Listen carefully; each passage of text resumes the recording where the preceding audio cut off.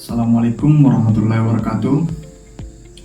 Puji syukur kita panjatkan kehadirat Allah Subhanahu wa taala atas berkat rahmat dan hidayahnya. Kita masih diberi nikmat kesehatan, nikmat kesempatan, terlebih lagi nikmat iman dan Islam. Salat serta salam tak lupa pula kita kirimkan kepada junjungan Nabi besar Muhammad SAW.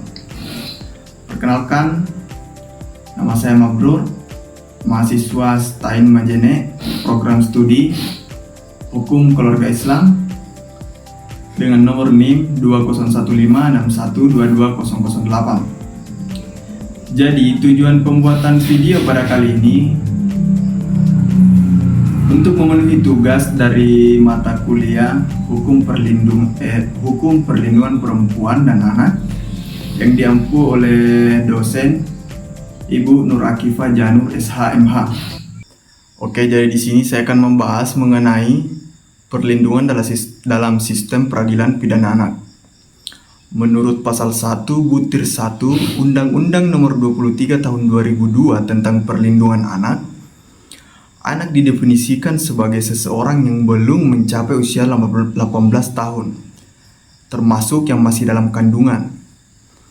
Definisi ini juga serupa terdapat dalam pasal 1 butir 5 Undang-Undang Nomor 39 Tahun 1999 tentang Hak Asasi Manusia, dengan tambahan bahwa status anak tetap berlaku selama belum menikah.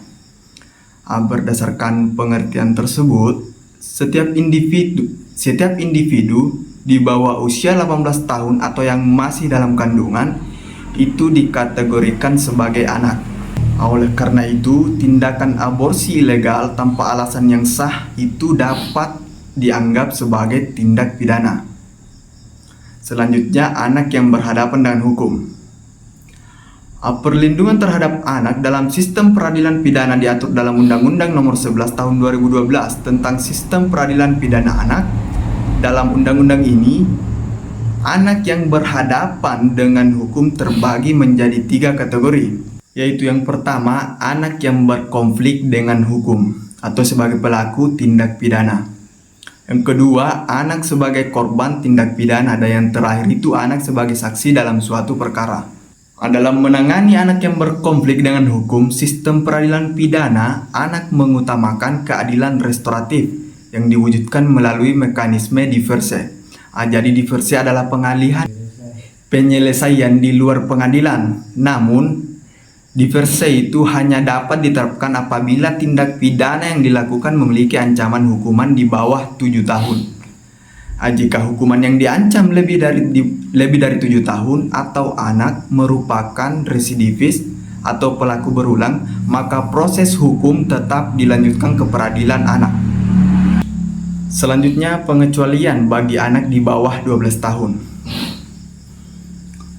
Jadi anak yang berusia 12 tahun dan terlibat dalam tindak pidana dianggap tidak dapat dipidana sehingga tidak akan menjalani proses hukum seperti orang dewasa.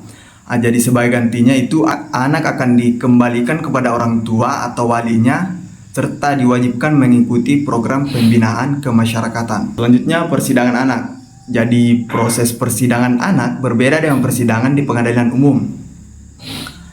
Hakim dalam persidangan anak tidak mengenakan seragam resmi agar anak tidak merasa tertekan atau trauma. Begitu pula di kantor polisi, terdapat ruangan khusus untuk menyelidiki yang ranah anak. Selanjutnya, jika anak berusia 18 tahun saat persidangan. Apabila seorang anak melakukan tindak pidana sebelum usia 18 tahun, tetapi saat persidangan telah berusia lebih dari 18 tahun dan belum mencapai 21 tahun, maka kasusnya tetap ditangani melalui sidang anak sesuai dengan pasal 20 Undang-Undang Nomor 11 Tahun 2012. Selanjutnya, perlindungan anak sebagai korban dan saksi. Dalam proses penyelidikan, anak yang menjadi korban harus didampingi oleh orang tua, keluarga, atau lembaga yang berwenang. Jadi penyidik tidak boleh melakukan interogasi berulang yang dapat mengganggu kondisi psikologis anak. Sedangkan anak yang menjadi saksi hanya dapat memberikan keterangan sebagai petunjuk dalam perkara pidana yang disaksikannya secara langsung. Jadi kesaksiannya itu tidak dapat dijadikan keterangan saksi utama, tetapi tetap diperhitungkan dalam pembuktian. Jadi sebagai kesimpulan, setiap anak yang berhadapan dengan hukum, baik sebagai pelaku, korban, ataupun saksi, berhak mendapatkan perlindungan khusus yang berbeda dari orang dewasa. Tujuan utama perlindungan ini adalah untuk menjaga kondisi psikologis anak serta menghindari tindakan yang dapat merampas kebebasannya secara tidak proporsional.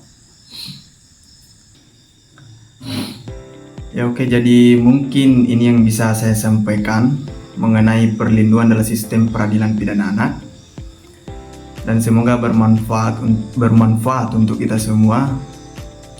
Dan saya akhiri dengan ucapan wabillahi taufiq wal hidayah. Wassalamualaikum warahmatullahi wabarakatuh.